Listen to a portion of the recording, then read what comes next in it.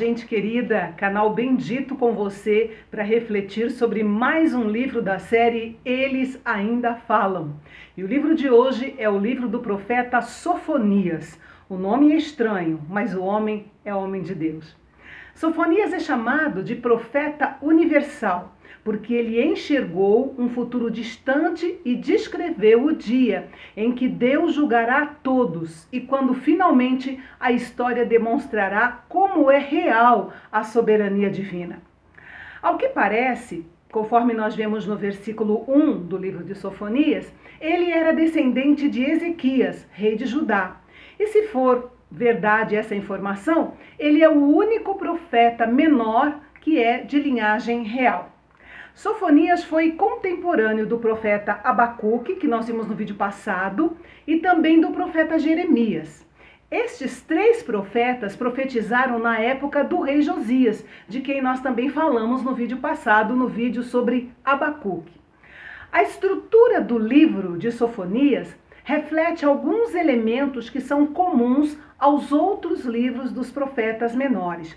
E por causa disso, esse livro serve para nós como um trampolim, onde nós podemos observar, nós podemos observar os acontecimentos futuros que foram vistos por todos os profetas do Antigo Testamento.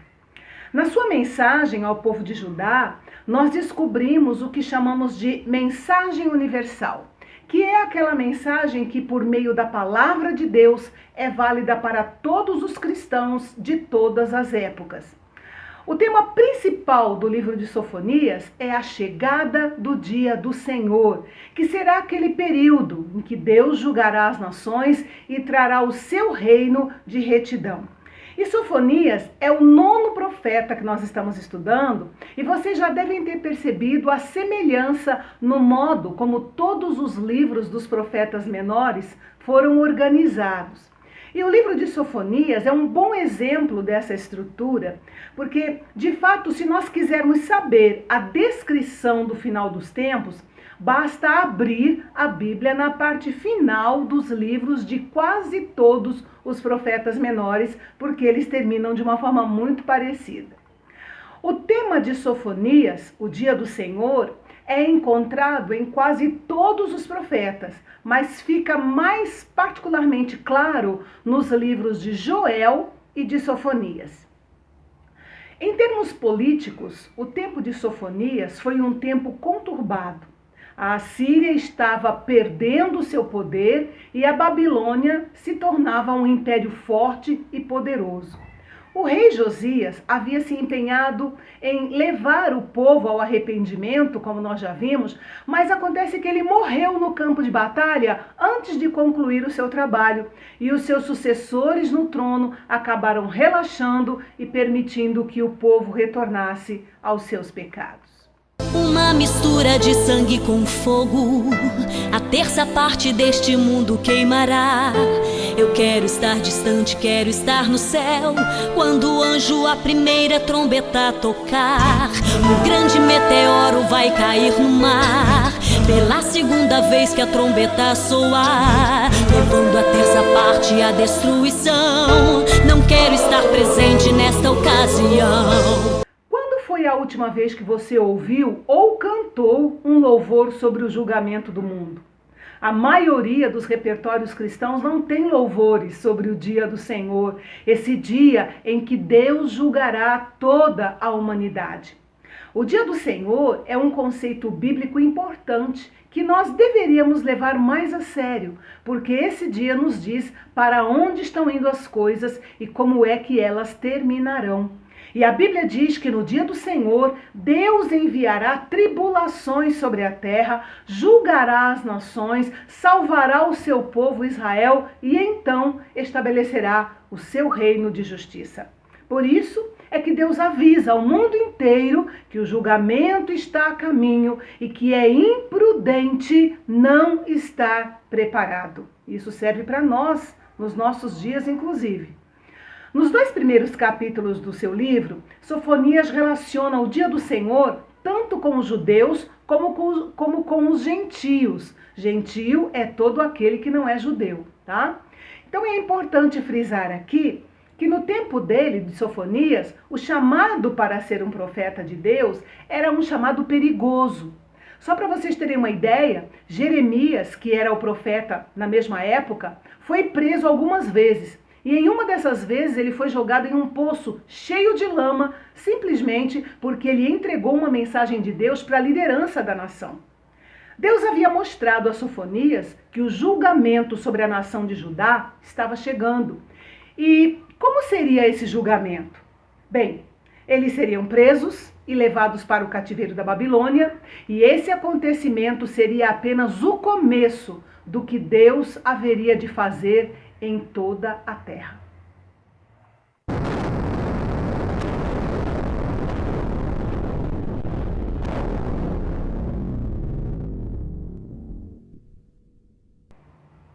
Sofonias começou seu livro de apenas 3 capítulos, apresentando 3 retratos claros do que seria o dia do Senhor. O primeiro retrato foi o retrato da devastação total em toda a terra. Deus anunciou que iria destruir tudo o que ele havia criado. A palavra hebraica traduzida aqui como consumir significa eliminar completamente. E o motivo, como sempre, era que o povo de Deus estava atolado na idolatria. Gente, como Deus detesta a idolatria. O segundo retrato é de um grande sacrifício em Judá. Uma vez que o povo judeu estava acostumado a participar de sacrifícios públicos, eles conheciam bem essa imagem. Seria de esperar que a família real e os líderes religiosos de Judá fossem os convidados de honra do banquete do Senhor. Mas o fato é que eles é que seriam sacrificados pelos babilônios, é claro. E Deus os castigaria por terem abandonado a sua palavra e adotado práticas idólatras dos outros povos, das outras nações. O terceiro retrato que o profeta apresenta é o retrato de uma grande batalha. Ele descreve uma cena terrível de destruição e de carnificina, tudo porque a nação de Judá se recusou a se submeter à palavra do Senhor. Por isso, o fogo do zelo de Deus consumiria tudo e ninguém escaparia. Agora, preste atenção a um detalhe. O que Sofonias descreve nessa passagem é também uma ilustração do que acontecerá no fim dos tempos, quando o julgamento de Deus virá sobre toda a humanidade.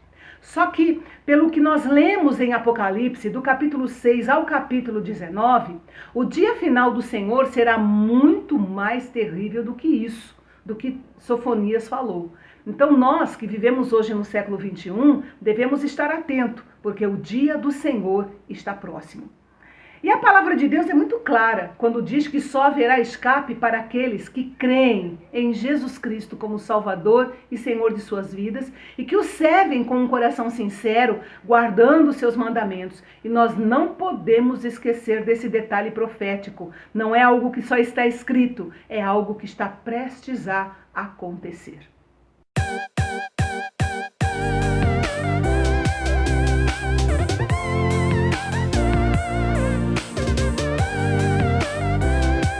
No capítulo 2, nós vemos embutido no anúncio do juízo um convite bem peculiar. Antes que venha o terrível dia do Senhor e a ira de Deus destrua tudo, o povo ouve o seguinte convite: busquem o Senhor, todos vocês, os humildes da terra, que cumprem os seus mandamentos. Busquem a justiça, busquem a humildade. Talvez assim vocês sejam poupados no dia da ira do Senhor.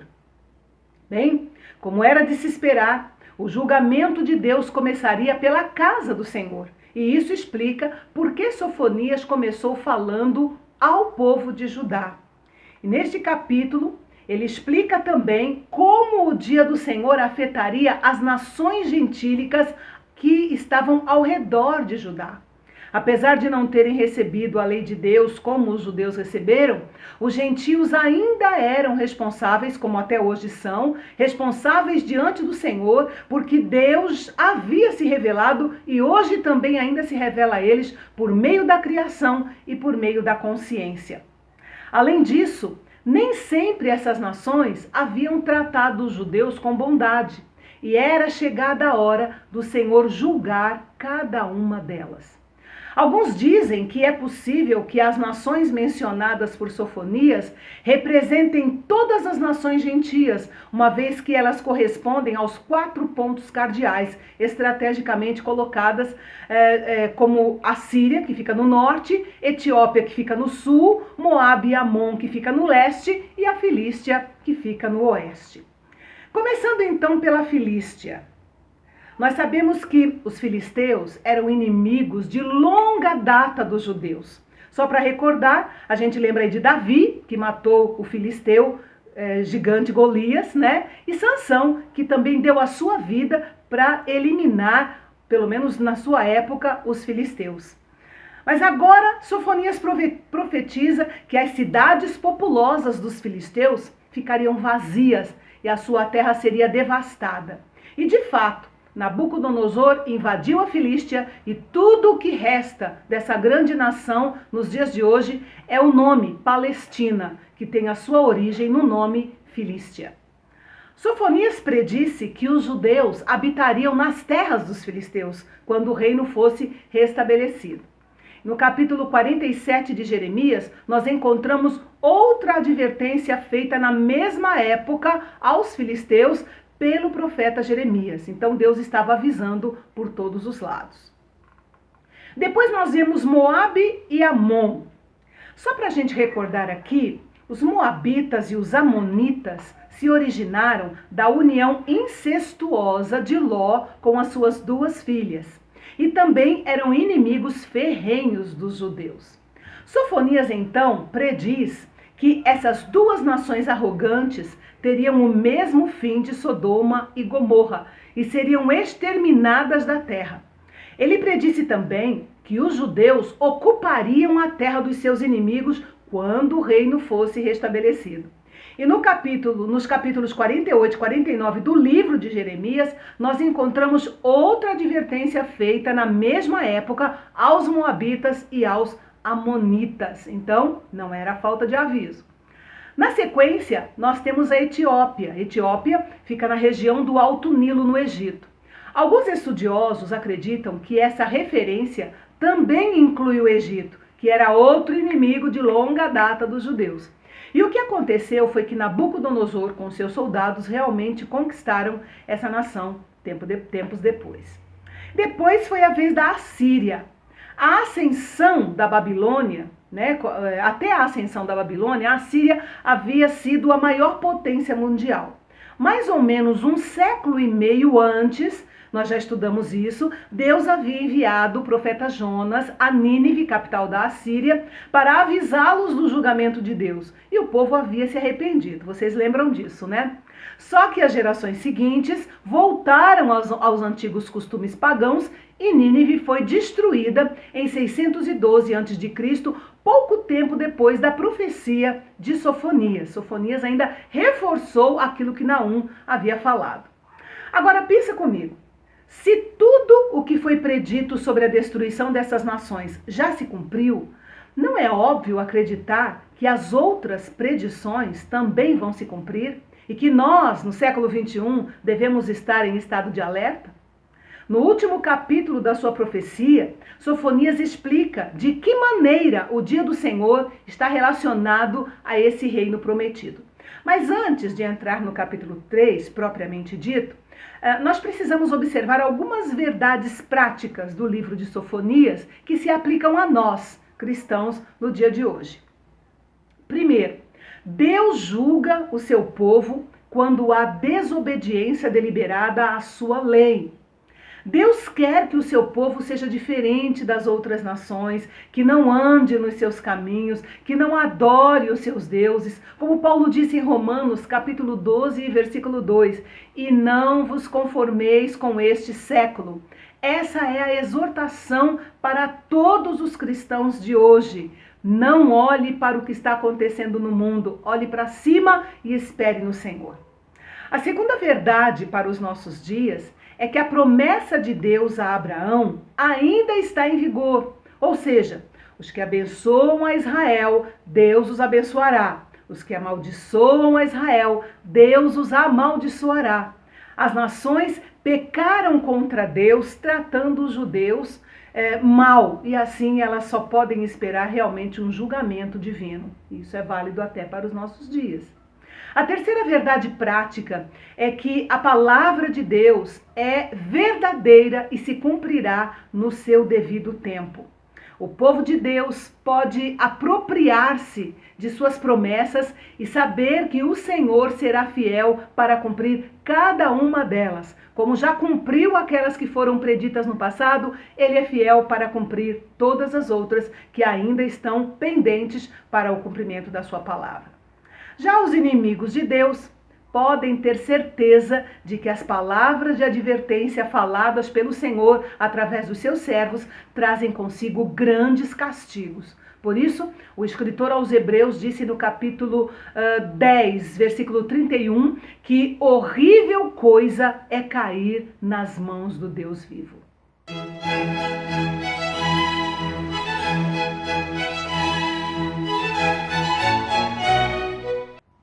Depois de escrever o julgamento divino que estava por vir aos países vizinhos da nação de Judá, no capítulo 3, Sofonias retornou mais uma vez ao tema da condenação de Jerusalém, listando as queixas de Deus contra o seu povo e proferindo a sentença de condenação.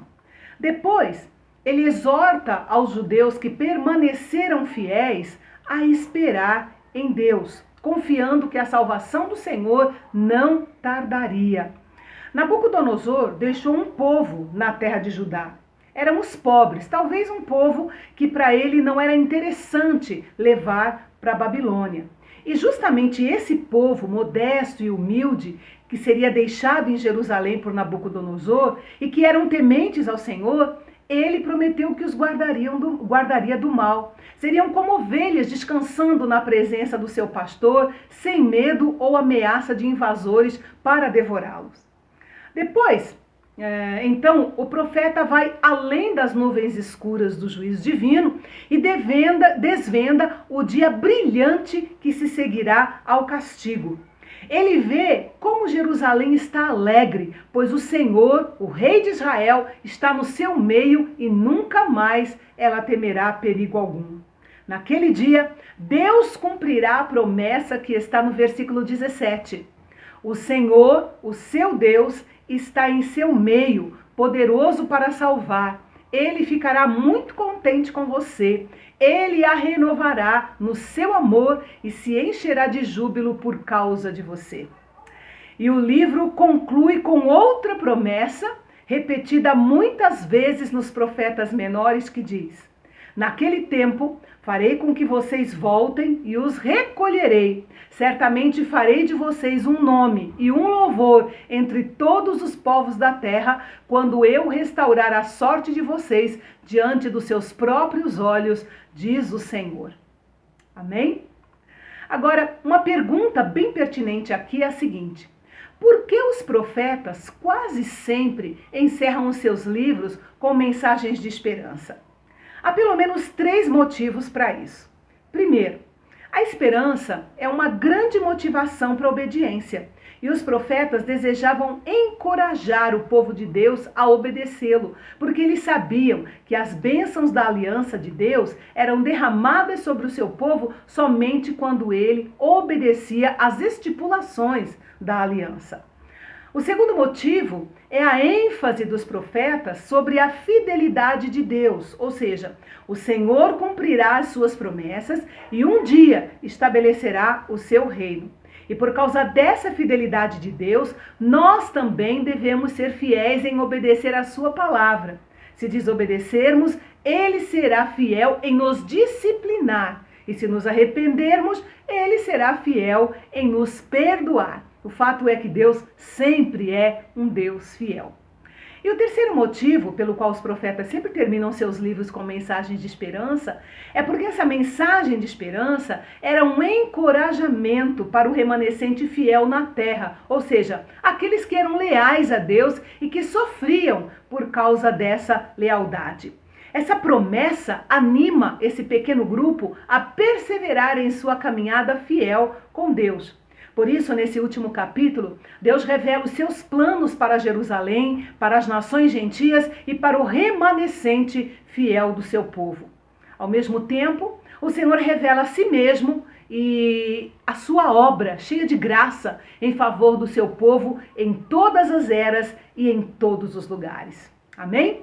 Os 3 capítulos do livro de Sofonias, que você lê em apenas 10 minutinhos, na realidade já dá, aliás, apenas uma pincelada nesse período da história de Judá. Se você quiser conhecer o que aconteceu com mais detalhes, leia também o livro do profeta Jeremias. Muito bem, e assim nós encerramos mais um capítulo da série Eles Ainda Falam, sobre os grandes profetas menores. Semana que vem estaremos de volta com o profeta Ageu, falando sobre o que aconteceu quando o povo de Deus retornou para Jerusalém depois de 70 anos de cativeiro na Babilônia. Não perca, eu espero você. Até lá, Deus te abençoe.